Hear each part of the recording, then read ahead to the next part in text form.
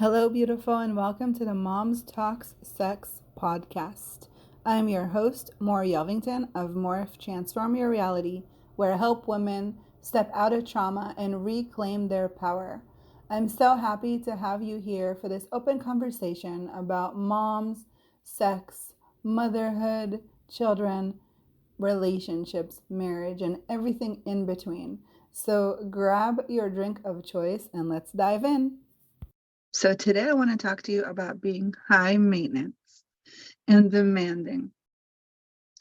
This is interesting. So, when I first started dabbling in the tools of Access Consciousness, which is one of the modalities that I use in my healing practice, one of the tools that they give you is that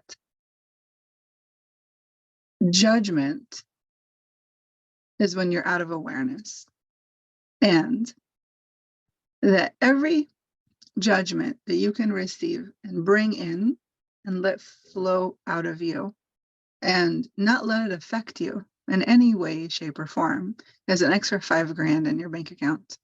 But any judgment that you take on and dims you down and affects you, any judgment that you resist and react to, align and agree with, that costs you $10,000 in your bank account. And so that's always been in my background. And my whole life, my mom was really great at, telling us like not to take on other people's, thoughts, beliefs, and to kind of disconnect from who we are. So a lot of times I deal with judgment pretty well.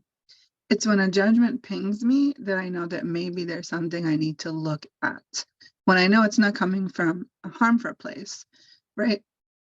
And so the other day, somebody told me that they thought I was high maintenance. And first of all, I was thinking to myself, like, what is high maintenance? What does that even mean? And so I asked my husband, I was like, do you think I'm high maintenance? And he said to me, no, I think you're demanding. And I was like, okay, demanding. So when I was looking into demanding and the energy of demanding, because I felt in my heart like, okay, I feel like it's pinging me. Okay, something here it's not hurting my feelings. It's just getting my attention.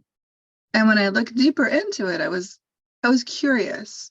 I start asking questions as I do, and I talked about this a lot with you guys about sharing and asking questions to get more awareness. And so I was asking questions. Well, what does it mean to be demanding? Does it mean that I know what I want from life, that I'm not gonna give it up, that I'm gonna fight?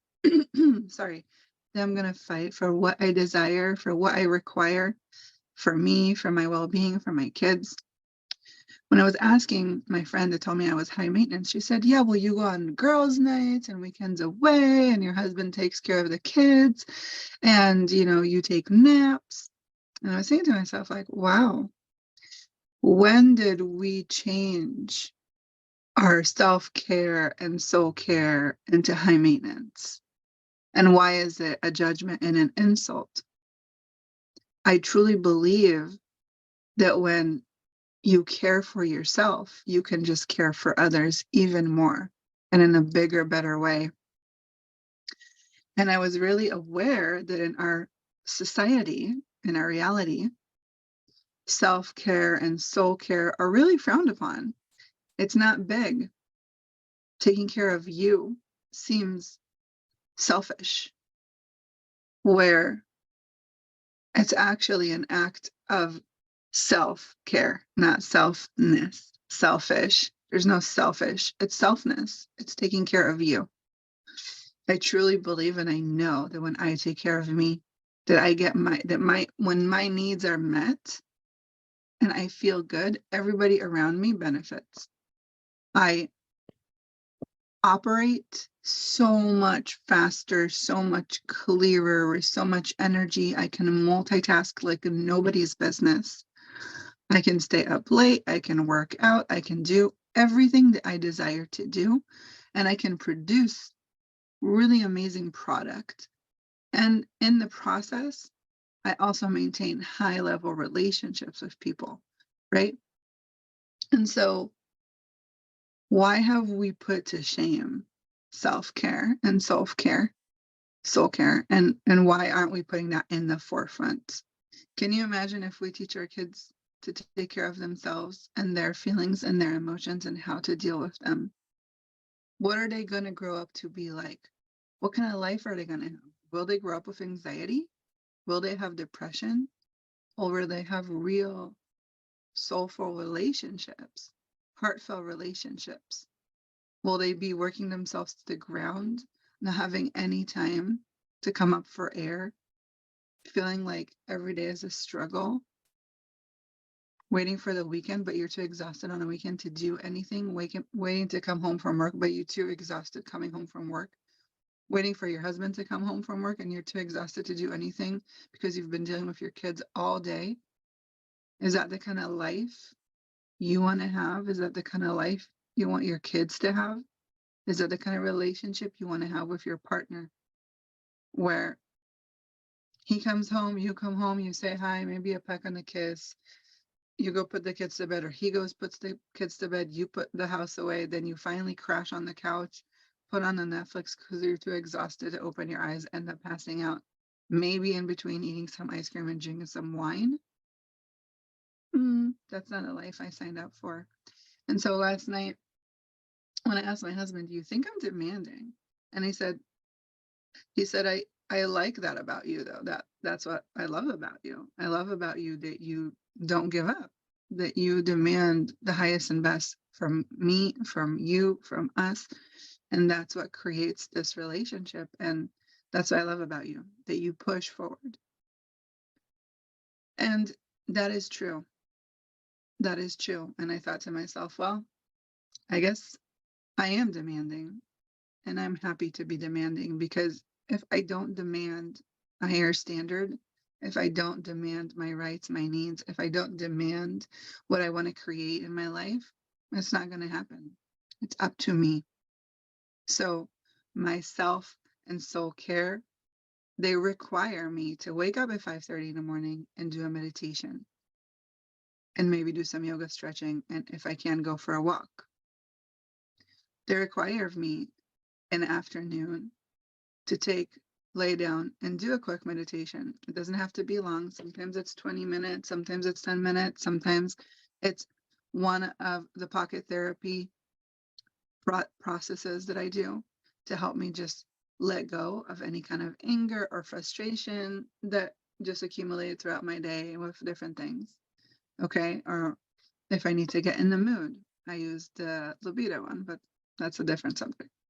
So, what I want to say to you, what is your standards for your life? What do you desire? What are you tuning into that you want to create in your life? And what does that look like? Maybe you need to start being more demanding of what it is that you desire to create. Because let me tell you, the older I get, I realize, and I've realized this before, but you have to put out the intention. It's not necessarily about the hard work.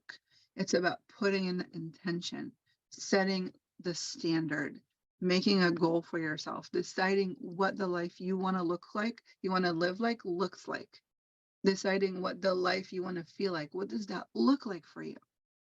What kind of relationships do you want to have? What kind of effect do you want to have? What kind of love do you want to have in this lifetime? Now, if you are happy with how things are, well, I commend you and I support you, and I'm here to tell you that is amazing. But if there's a fire inside of you, and if you go to bed at night feeling like you're just struggling, and there's no thriving, and nothing is really happening, and it's just kind of stuck in a muck, and you don't really know how to step out of it, this is when you need help. This is when it's good to get a BFF in your back corner. This is when it's good to get pocket therapy, schedule a free consultation. This is the time to choose you, because look at what you've done so far. Look at where it's gotten you. Are you anywhere close to where you want to be? Are you anywhere close to what you want to achieve in your life? And if you're not satisfied and your relationship just feels like it's meh, then let's talk, because you're not alone. There's so much of us out there that just need support. This is your reminder to add some more self care and soul care to your life. And the more you start choosing you, the more of the people around you will start choosing you as well. Thank you for listening to today's episode. If this was a contribution to you, please share, like, love, and comment. I would love to hear from you more, and make sure to follow us on Morph Healing. Have a wonderful rest of your day, and remember, you are here for a reason. I see you. Love, more.